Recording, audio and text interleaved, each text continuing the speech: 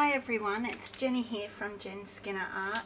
I've decided to begin a new project for a friend of mine, and she's looking for a small monthly diary or planner. I haven't been able to find one, and nor has she. However, at a discount store today I came across this calendar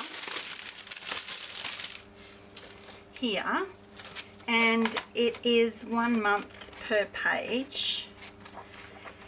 It probably needs the back strengthened, and of course this is what's meant to be like up on a fridge and magnetized, whereas I'm going to repaint this and make it into like a journal or a planner for her. So she loves her blues and greens, so I will use some of those. However, I will also add my customary pink in there somewhere. I'm just cutting the plastic down a little bit because I don't want to get anything on. That's a little bit silly. Here we go. This way is the way I want it. I just want to slip it in like a sleeve.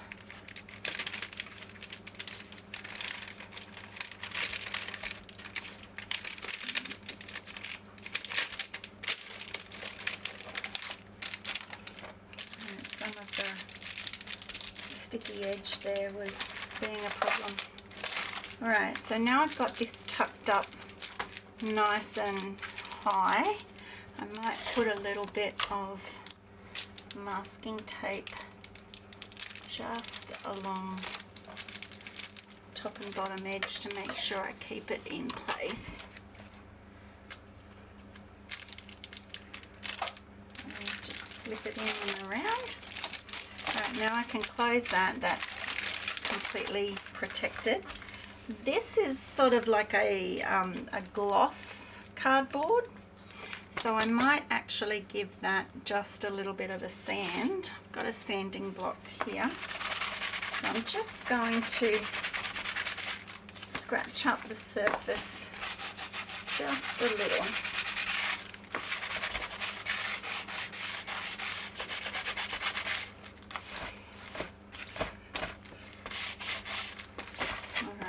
Now before I go any further, I'm going to get a little bit more of my tape, and I just want to, so I can bend that back around onto the plastic.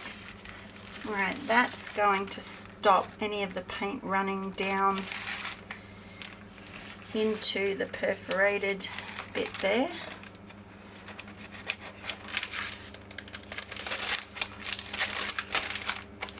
Not quite even. Might just even that.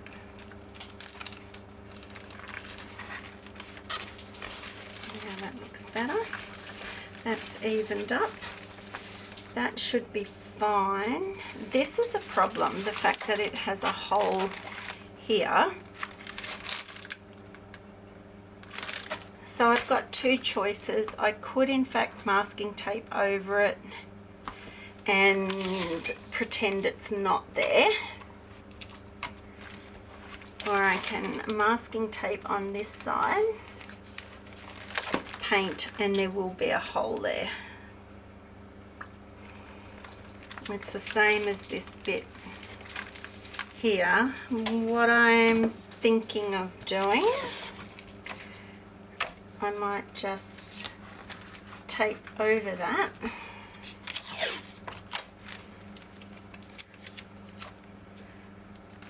Tape over that. Put a little bit more tape in a few places for some texture. And then I might grab some of my collage pieces and put just a little bit of that on. It's not musical. No.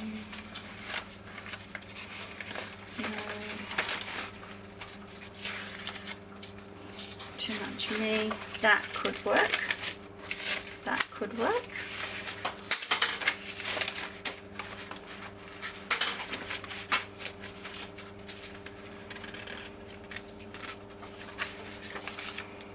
That could work.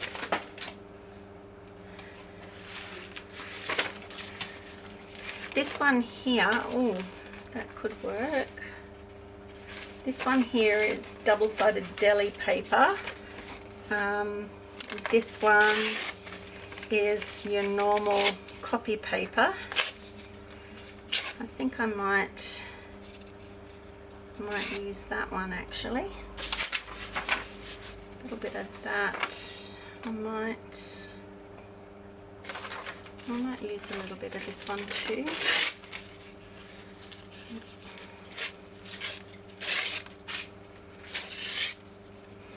We don't have to use all of it, but we can use some. And we'll put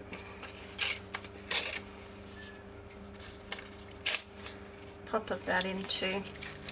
Alright, so here we go. I could use a glue stick.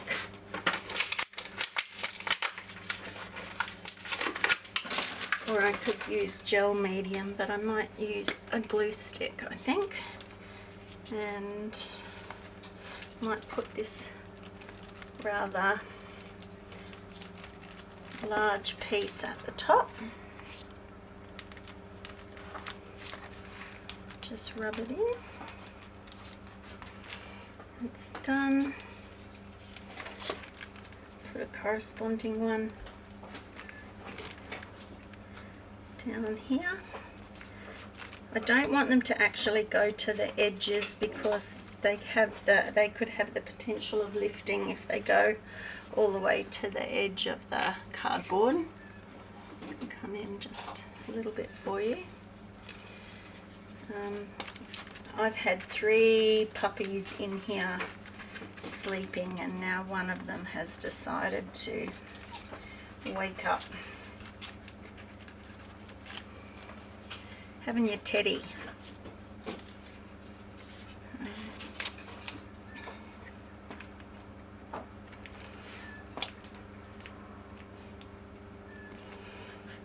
Alright, so I'm bringing that one close to the edge, but not on the edge. And a little bit of this brighter one. I might go this way. I'm not worried about the glue being outside of the collage pieces. If it stays sticky, it's only going to help the paint adhere, give it something to grab onto. Alright, now a lot of this is going to be covered, so with the paint there might end up being very little that even shows through in the end. We'll see how we go. So this is going to add a little bit of texture and hopefully add a little bit of substance to where that hole was underneath there.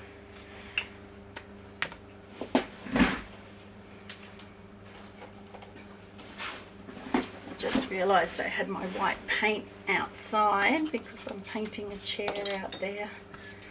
Anyway, I've got a little bit more here. So colours, she really likes those blues and greens, and I like to add a little bit of pink to turn the blues into purples, but I'm going to go with a teal what's this one? French Ultramarine.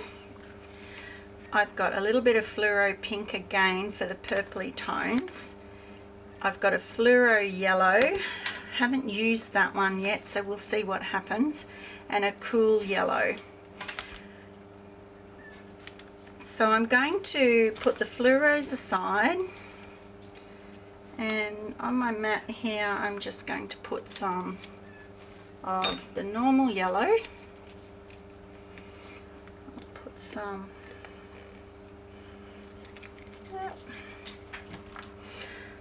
must be getting close to the end of this one. Alright, put some white, put a little bit of teal.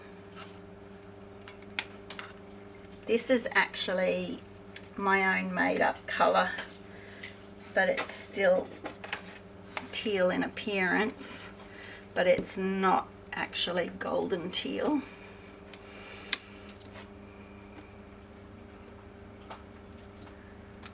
Alright, a little bit of the ultramarine. We won't use too much of that one. And I'll put, oh, goodness, that just popped out. It's probably the heat. Just a touch of the pink there to give us some purple. So I'll zoom in, just not sure how far I can get in for you. Pink's going to be in the way. I think that's a better angle for you. Alright, so I've got a few brushes here. I'm just going with an angled brush to start off with, and I'm just going to start putting a little bit of colour in a few places. And if I'm working on a bigger project, I don't even put the paint out like this. I just put it straight onto the project. I don't worry about a palette at all. So this blue and the light green, light yellow, is giving a deep green. You can see that this is going to need quite a few layers. The colours are quite transparent. I'll put a little bit more of that blue up there. But if I go into the teal, we're going to get a lovely limey green. Put a bit of white in that. There you go, that's pretty. Straight over the masking tape. We can actually go straight over all of the collage elements that I've put on.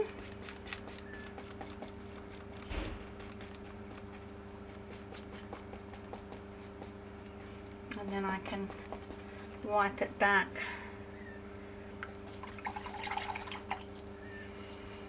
So I've got to keep remembering that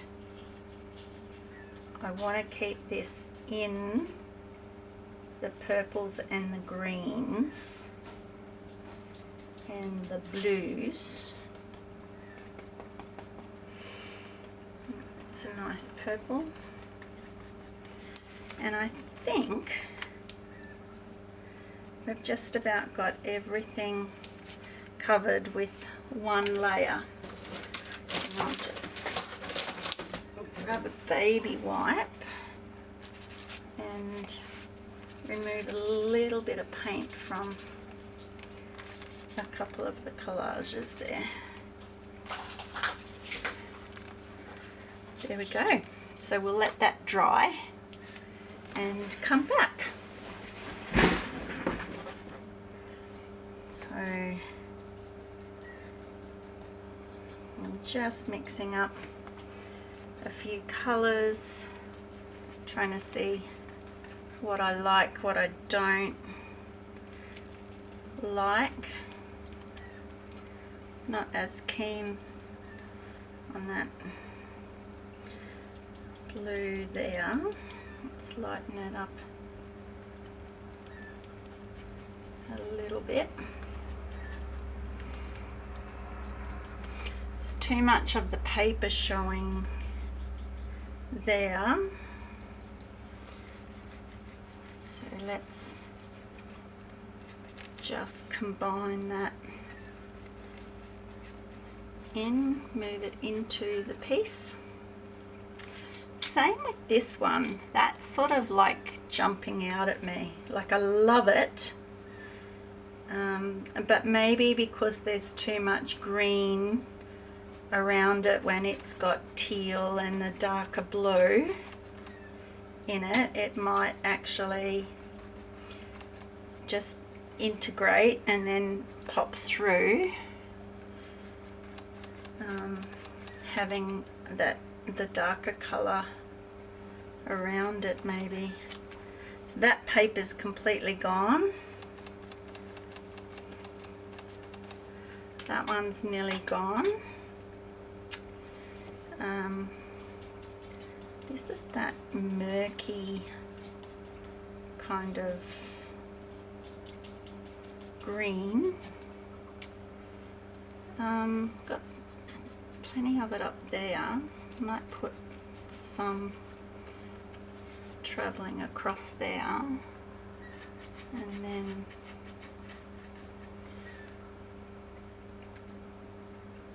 a little bit there. What have we got? Lighter green, a little bit of a layer.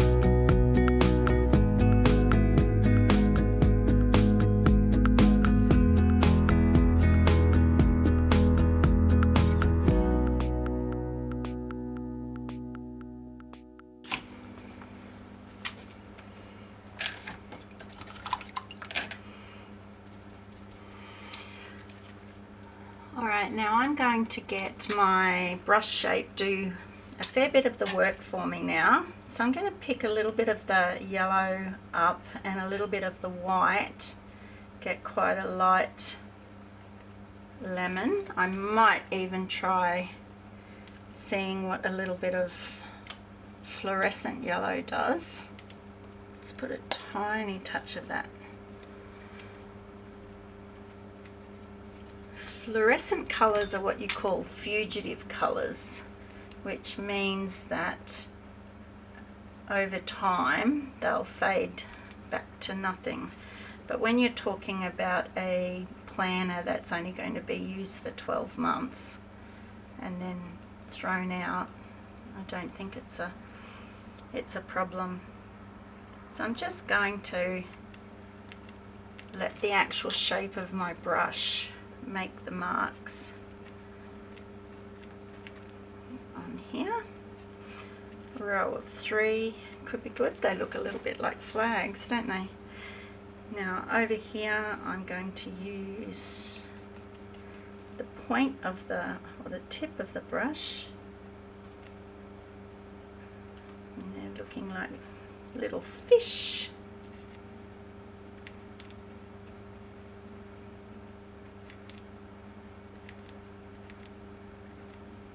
I've got some little fish happening. Might get a touch of the pink, turn that into an orange, and then what can we do? A little bit of orange down here would be nice, maybe a little bit along this edge, maybe in here.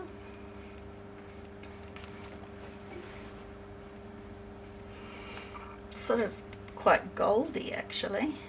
Maybe that's the fluoro in it. Mostly I want to use the pink to make it purple, but I just want a little bit of something else, some other contrasty kind of colour.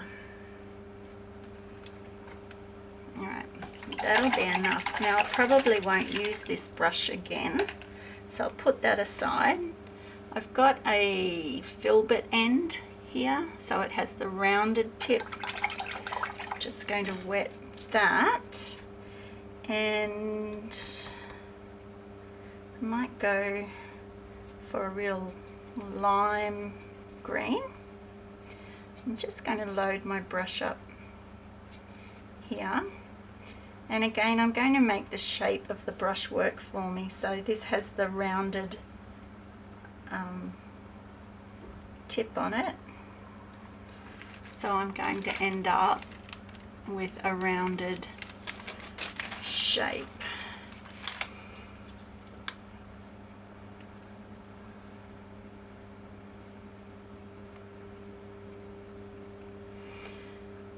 I'll move into the yellow, and I might move into the green. Might go over those little ones. So now it's about, not enough green in there. Now it's about playing and seeing, what do I like, what don't I like, what's popping up and being very dominant that I think, oh, I'd like to knock it back a little bit. What doesn't seem to have enough contrast. That one's clean.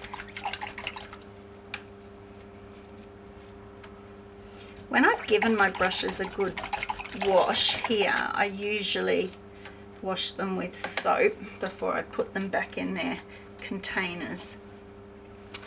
I've got a round here, it's a number 12, and as much as I like doing these sort of like little fish shapes and little geometric, or like pyramid kind of motifs, I also absolutely love doing spirals, and I don't mind if they're not all even, and I love it when they drag through a paint that's already on my palette, or not my palette, on my artwork, but hasn't dried, because it gives you a really neat effect as it drags through.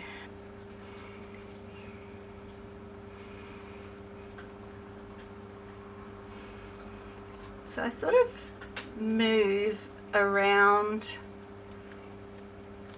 my artwork. So like with the purple, I did it in a few different places, at least 3. Again, I can use my brush to its advantage because it comes down to quite a point, and I can actually go over those just a little bit off center and end up with some more peaks.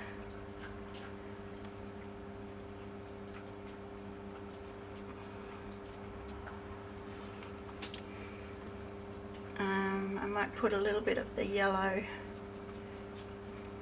get a little bit of the white, make a orange here.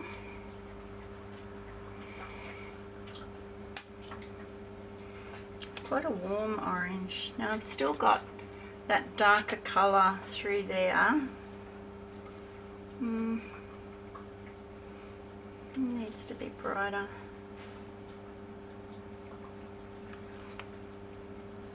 Transparent. This yellow is very transparent, so it's going to show the layers that are underneath. So I've done 3 of those. Might add a bit more water and make it even more transparent. I'm sort of thinking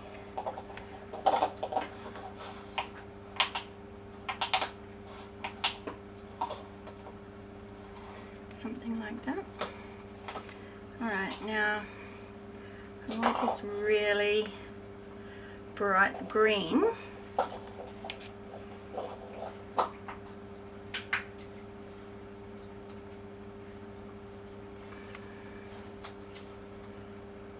Go along the bottom like that. I really like this top corner with a bit of light there, so we might leave that. We might put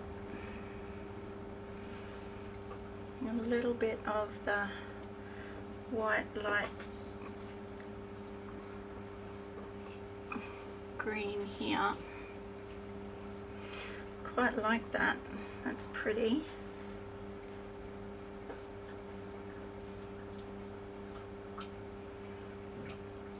Just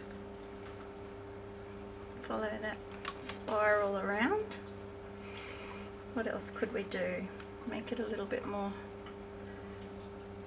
teal-y.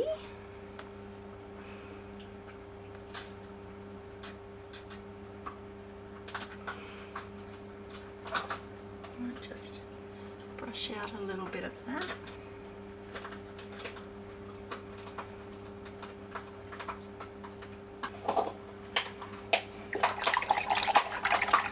I'm going to leave that. So now I've got my background done, and I can move towards the finishing and the shushing of the final piece. Now I have to try and avoid using too many of the pinks because the gift is for someone who's not a pink person like me.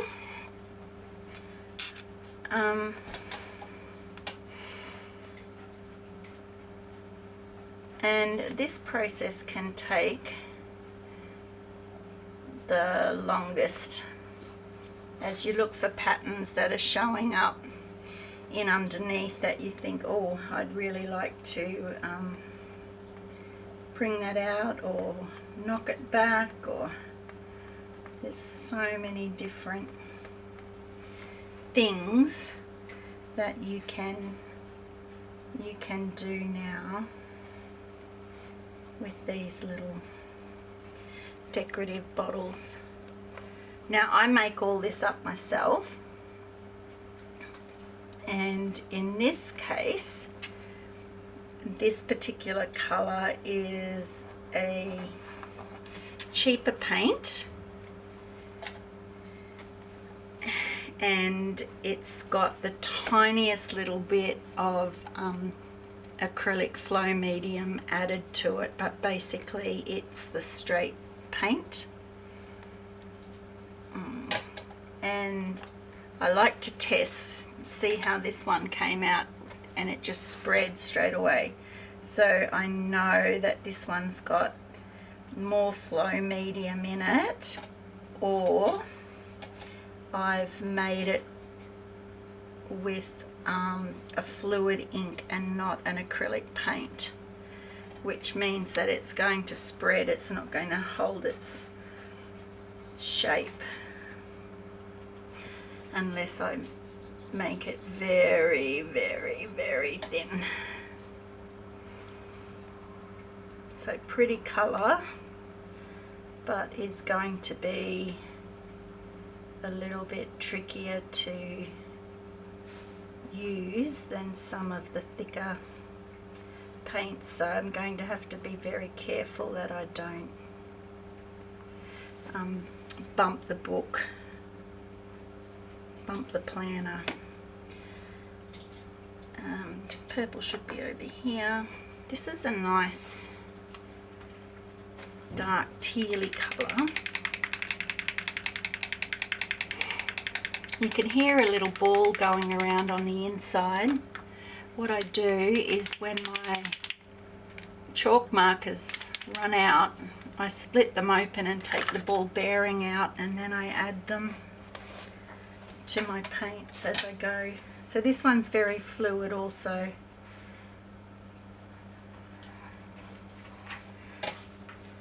Again, going back to these circle motifs that I like, because these are, this is fluid and my green is very fluid, I can add this one to it and get a nice mix. Don't have to try and keep them separate.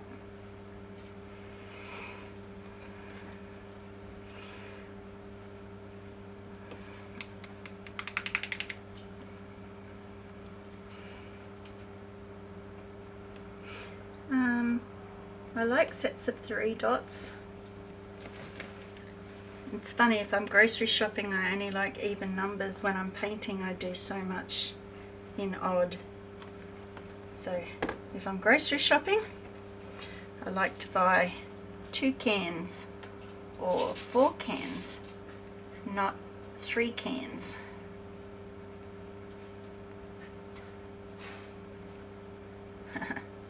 But I can happily buy 1 can or 1 jar. Weird, hey? We're all allowed to be. We are all allowed our own quirks. That's what it is. Alright, I want to do a little bit of my Asemic writing here. I'm not sure what it's saying. I might do a little bit on this side too. So we'll just add some writing and what else?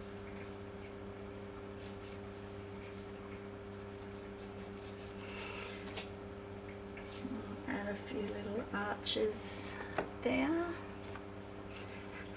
Got a nice pale blue here. This one I ran out of ball bearings for, so we'll see how it goes.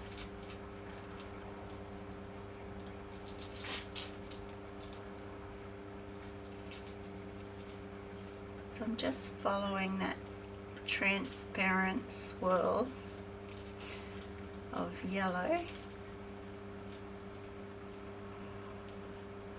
When you do something like this, you'll find that there's things that you just enjoy to do. There's a pattern that you enjoy repeating over and over.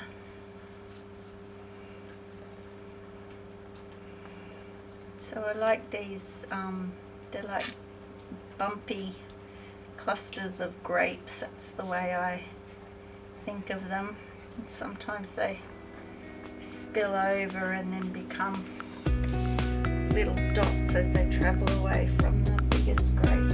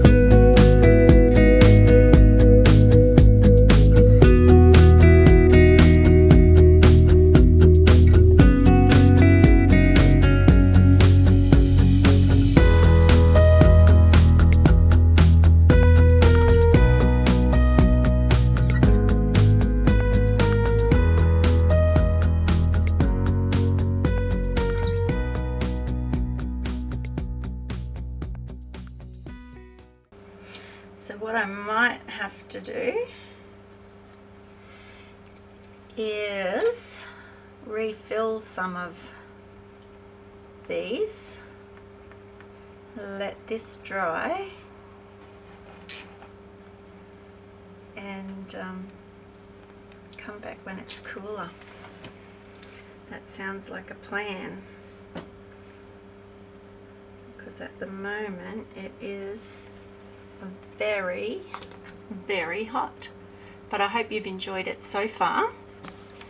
I'll bring it in a little bit more for you. So we've got our crazy imaginative world coming together nicely.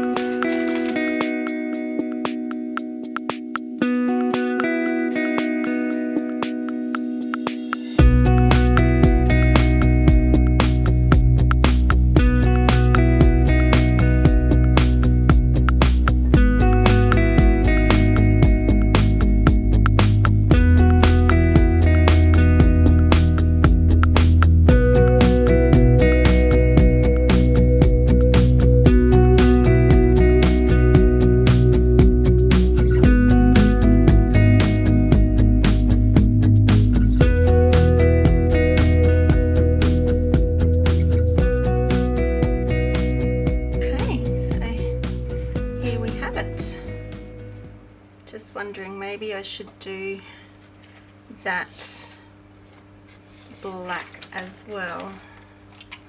I'm thinking I might.